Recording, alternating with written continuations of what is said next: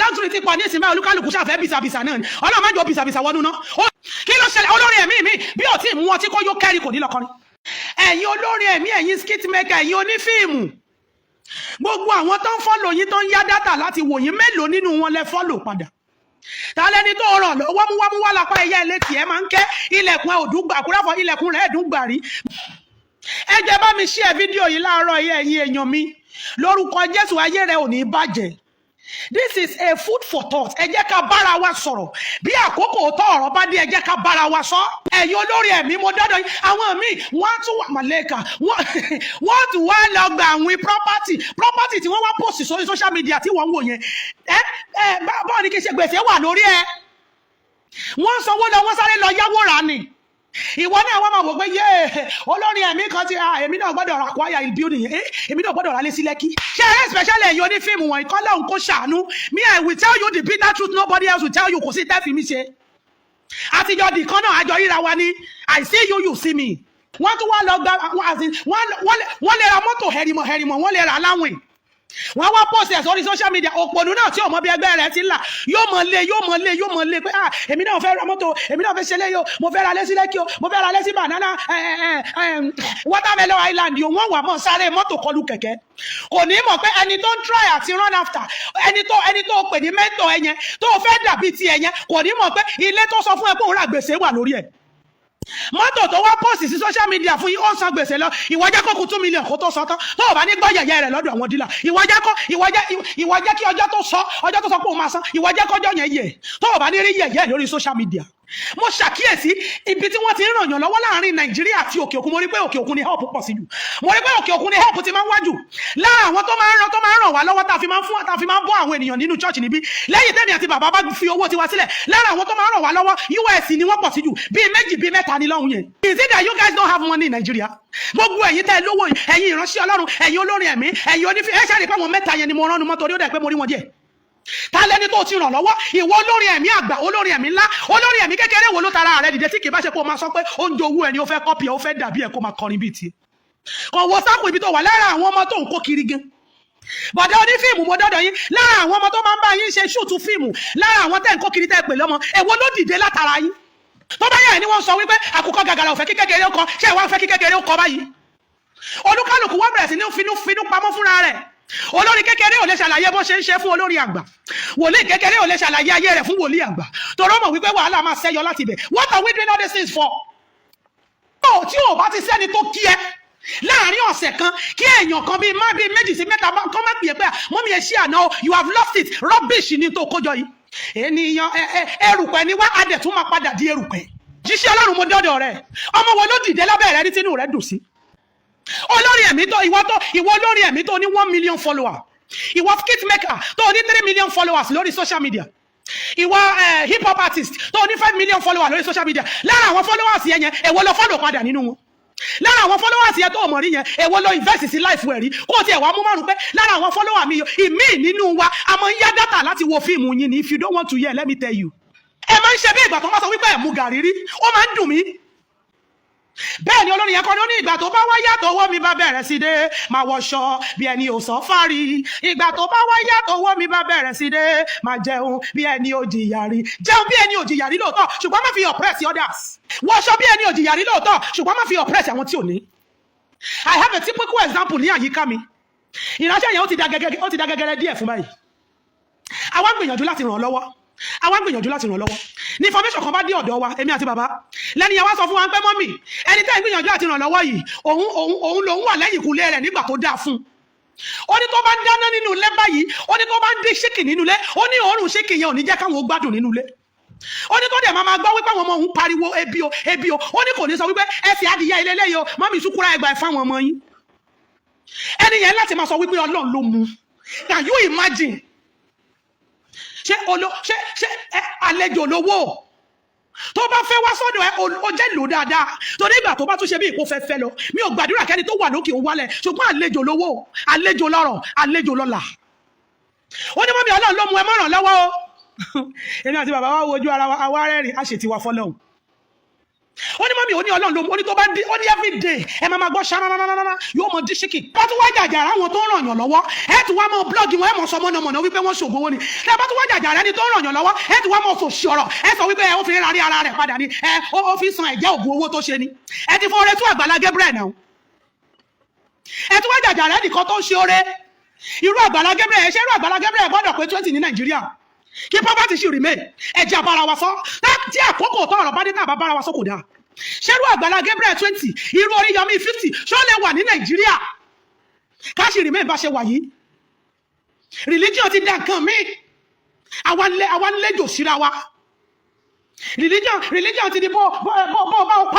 bá bu lẹ́sẹ̀ ṣẹ́ṣẹ́ Olúwa náà là ń ṣe ìbáyìí ó ti wá di competition wọlé lágbájá ó mà ti kọ́ ṣọ́ọ̀ṣì ẹ̀ lọ èmi ò mà tí ì rẹ́ tèmi mi mà nílé pé wá sájà àbídádì mi mà nílé pé wá sájà ọdún mi kó má bàa wárí ẹ̀sìn mi wọ́n lè tàmẹ̀dọ́ wọ́n ní bàbá ẹ̀ ti ra mọ́tò wọ́n tẹ bá rí mọ́tò yẹn kò lówó tí ó fi ra yọ àmọ́ jowú rẹ̀ ó máa pàdé ẹ̀ ní program kò nílé kí là ń ṣe léyìí fún nínú agbo ògbàgbọ́ àwa la jẹ́ kí àwọn ẹlẹ́sìn míì kan bẹ̀rẹ̀ sí kọ́ máa fẹnu tẹ́ńbẹ́lú Ọlọ́run nínú ayé wa àwa la jẹ́ kí ẹlẹ́sìn míì kọ́ máa fẹnu tẹ́ńbẹ́lú Ọlọ́run nínú ayé wa èèyàn mélòó ló ràn lọ́wọ́ ẹnìkan gbé kíní kan wá sórí TikTok lọ́jọ́ kan mo wò ó mo rí pé bàbá yìí lọ́pọlọ actor kan wọ́n lọ fi hàn wá ó ní ká wo actor yìí ó ní ká wo your followers tó ní bóyá 1.5 million followers kò dẹ̀ follow anybody 0 following 1 something follower kí ló ń ṣe léyìí fún ṣe torí kò ti lórúkọ remember you started from one follower ẹyọ kan olórí ẹ̀mí kan mẹ́sẹ̀jì mi níjẹta ó ní mọ́mí ẹjọ́ mo fẹ́ kẹ́ máa bá mi post music mi mo fẹ́ kẹ́ máa bá mi ṣe kíní kan mo sọ ọ́ tọ̀rọ̀ tí ò fẹ́ gbọ́ fún bẹ́ẹ̀ ló jápa mo ní go and start from somewhere go and build your career olúkálùkù wá ń du orí ara ẹ̀ nobody wants to help anybody kí là ń ṣe léyìí fún àwa ń kó ọ̀rọ̀ ìjọ aṣá ń kó ọ̀rọ̀ ìjọ náà ni kí ló dé a lot of people are dying wòlíì kìíní ò lè ṣí ẹ̀ fún wòlíì kejì para àwọn òye bí báyìí ló ń dún òun olórí ẹ̀mí kìíní ò lè sọ fún olórí ẹ̀mí kejì kákọ́ọ̀sì wá wà láàrin olórí ẹ̀mí tèmi ni Paul tèmi ni Apollo in Christendom owó kíkorò wá pọ̀ kí ló ṣẹlẹ̀ fashion wá wà tèmi ni so person ẹni tó bá wà ní kákọ́ọ̀sì kejì kò ní lè help ẹni tó wà ń bí personally ó dẹ̀ láìkí ẹ o ṣùgbọ́n torí pé ó ti wà ní kákọ́ọ̀sì ọ̀tá rẹ̀ kò ní lè fẹ́ help ẹ kí ló ṣẹlẹ̀ gangan are you sure pé ẹ tí ì mí ìsìn ìlànà báyìí ìkórira láàrin ìránṣẹ́ Ọlọ́run owú kíkorò ọjọ́ wo ló dé àdúgbò tí mo wà yìí mo ti ráwọn ìránṣẹ́ Ọlọ́run tó ń sọ lẹ́yìn tó tún sọ níwájú pọ́jọ́ wo ni mo dé tí ministry tèmi wá fẹ́ gbalẹ̀ ju tí wọ́n lọ mo sọ fọ́kọ mi lánàá mo ní ṣọ́ọ̀ṣì mo lè hand over to anybody kí n bá tẹ kí n tún lọ lùbò mi ẹ̀bùn wà nù ẹ̀bùn pọ̀ I'm an evangelist olórin ni mí aládùúà ni mí wòlíì ni mí Ọlọ́run ló níjọ bí Ọlọ́run bá fún ẹnìkan lórí ọ̀fẹ́ láti gbé ìjọ kalẹ̀ ó tún lè tání pé ó yá dìde kúrò níbi tó wà tún lọ gbé bòmí especially àwọn evangelist ó yá tún lọ dá church yẹn sílẹ̀ ní bòmí fún mi kí là ń bá kiri lẹ̀ náà ohun tó lọ gbà láwùn tó wá gbé wá sórí social media láti fẹ́ máa fi impress àwọn youth tó bá yá ẹni wọ́n ṣe yahoo wọ́n lo pátá wọ́n ṣe ní lo pátá tó bá yá ẹni wọ́n ṣe yahoo wọ́n lo fìlà wọ́n lo bra wọ́n lo ya wọ́n lo girlfriend wọ́n ṣe nílò wọ́n ṣe bẹ́yìn lẹ́ oppress wọn ṣe bẹ́yìn lẹ́ lọ yá mọ́tò tẹ́ lọ fi ṣe fíìmù tẹ́ wá gbé wá sórí social media pẹ́yìn lẹ́ni ṣe bẹ́yìn lẹ́ lọ rẹ́ẹ̀tì lẹ́ni lẹ́kí tẹ́ fi ṣe fíìmù tẹ́ wá post ẹ̀ sí wá pẹ́yìn lẹ́ra kí ló dé báwọn youth ṣe ní wà misled ẹ wo olórin ẹ̀mí Àdùkẹ́ Gold tó kú mo ní information méjì from highest places tí mi ò lè disclose voice note wọn tó jẹ́ kó yé mi wípé ìránṣẹ́ yẹn ò rẹ́ni bá sọ̀rọ̀ kò ní ìyá kò ní bàbá most of you dẹ̀ mọ̀ ẹ lè súnmọ́ gẹ́gẹ́ bí confident rẹ̀ ẹ̀dẹ̀jọ́ ń kọrin kiri nonsense lẹ́ ń ṣe kiri the lady is afraid to share what she's going through she's scared who will I tell who will I discuss it with tani màá lọ bá fún ìrànlọ́wọ́ ẹni tí ò yẹ kí ìránṣẹ́ yẹn lọ bá fún ìrànlọ́wọ́ ló lọ bá àwọn tó ń jọ wà nínú fọ́ọ̀dù kọkọ̀ tẹ́ni tó lọ ń bá wọn kí là ń bá kiri lẹ̀ ọjọ́ last week Sunday ni mo sọ mo lóde tó wù mí o pé kí n dáná kí gbogbo wa jọ jẹ nínú church I don't have the money ṣùgbọ́n mo gba Ọlọ́run gbọ́ pé Ọlọ́run máa ṣe ọ̀dọ̀ ẹ̀mí ìfífún ni o is a gift ṣùgbọ́n kì í ṣe ẹ̀bùn tí ò yẹ kó gbogbo onígbàgbọ́ mọ béèrè ẹ̀yin ẹ̀wọ́ ẹ̀rí ìtàn Lásárù àti ọlọ́rọ̀ ni olórí ẹ̀mí mi tó bá ti ní fẹ́ẹ̀mù tó wó ìtìdé ó ti gbàgbé ìpìlẹ̀ ó ti gbàgbé Kristi ó ti gbàgbé ibi tó ti bẹ̀rẹ̀ ó ti gbàgbé bó ṣe ń já skáfù mórí yóò mọ lọ wíìgì òfò yóò mọ flọ́ọ̀tì wíìgì màlẹ́kà yóò mọ flọ́ọ̀tì wíìgì lórí pẹpẹ ó ti gbàgbé pẹ́gbà tó ń wo òrówó ra wíìgì òun já skáfù méjì ni o àjọ ń lo tọ̀bá mẹ́ta àjọ ń papọ̀ táwọn róòlù ẹ̀ táwọn wé ni kí ló ń ṣẹlẹ̀ ní ìsìn àti sọ ìgbàgbọ́ nù we have lost it yóò wà fẹ́ lọ kọrin yóò ṣe orílẹ̀ yóò mọ flọ́ọ̀tì wíìgì báyìí kọ́ lè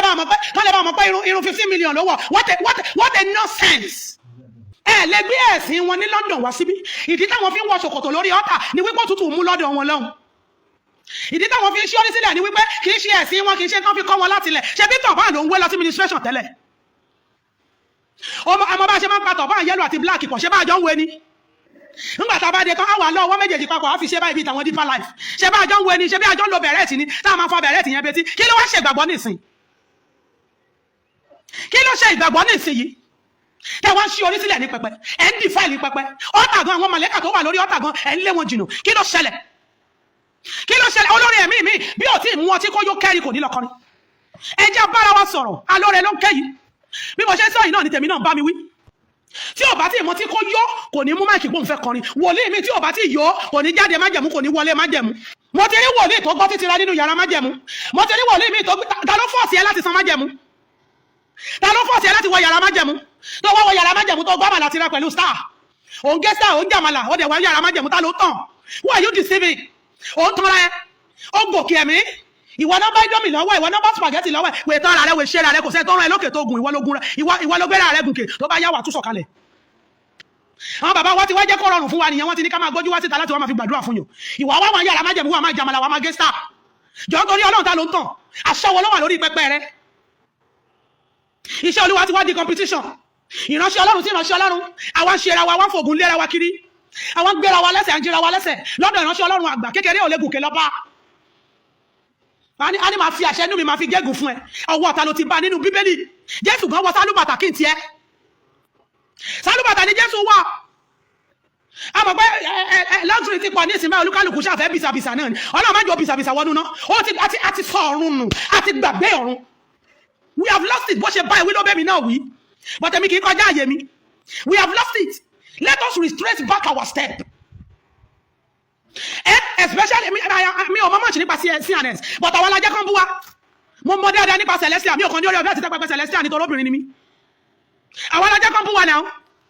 ńgbà tó lọ́ọ̀gùn kẹ́ tó ń jó ijó òfò tó ń jùdí, ṣé áńgẹ́lì tó gbé ẹgùn kẹ́ yẹn òun ló ní kó máa jù kébè sí gbogbo àwọn èèyàn nínú church. òkè náà ló dẹ̀gùn yẹn o. ó wọ yàrá májẹ̀mú, òun jójó kíjó, òun jójú ayé, gọ̀gọ̀gọ̀ ń gàn lórí pẹpẹ. ẹ wá ń gbẹ́sẹ̀ kẹsẹ̀ lórí pẹpẹ. ẹ mà lẹ́ka. àkùráfò orí burúkú dọyọ̀ kọ lòmíràn. ẹ wá ń show, you are searching online, you are searching on social media. ẹ jẹ́ àbára wa sọ. mo máa ń sọ mọ̀nàmọ́ná ò yọ nínú chọ́ọ̀chì. tó o bá máa lọ ló máa lọ. I don't have time for nonsense. You cannot come. ìránṣẹ́ kan wá síbi ìlọ́jọ́ sí. Olohun wòlíì. bí mo ti ń wo ni ẹ̀mí inú mi sọ pé ṣé kì í ṣe àwọn pápá ń jó lélẹ́yìí. bẹ́ẹ̀ ló dúró síbi bẹ́ẹ̀ mi ò jogun pẹpẹ. bẹ́ẹ̀ ló dúró síwájú ìlọ́mú microphone dání lọ́gbàdúrà bẹ̀rẹ̀ sí. ńgbà tí mo gba microphone lọ́wọ́ igbó ni mo ń gbóòórùn lórí microphone. Immediately ni mo wọ́n fún pé bọ̀dá ẹjọ́ nítorí Ọlọ́run, ẹjọ́ mo fọlọ́run bẹ́ẹ̀, this is uncalled for nínú church yìí o. ó dẹ̀ pẹ́ ní ìwá mọ́. dáadáa mọ́mí kí n má bínú, òun máa change, òun máa ṣe kinní kan. You are not even broken. ta ló sọ yín dá lóore? You are not born again, because if you are born again, ní lọ sáwùjọ àwọn tó ń fagbókò lọ fagbókò wá máa bọ̀ ní ṣọ̀run. Are you mad or something? kẹ́fẹ́ máa sọ fáwọn youth nínú ìjọ ẹja ìjọ máa fa Colorado. No, it does not happen in this church. If you want to stay, you will stay. tó bá jẹ́ èmi àtàwọn mẹ́ta lájọ máa dé ìjọba ọ̀run, mo gbà bẹ́ẹ̀.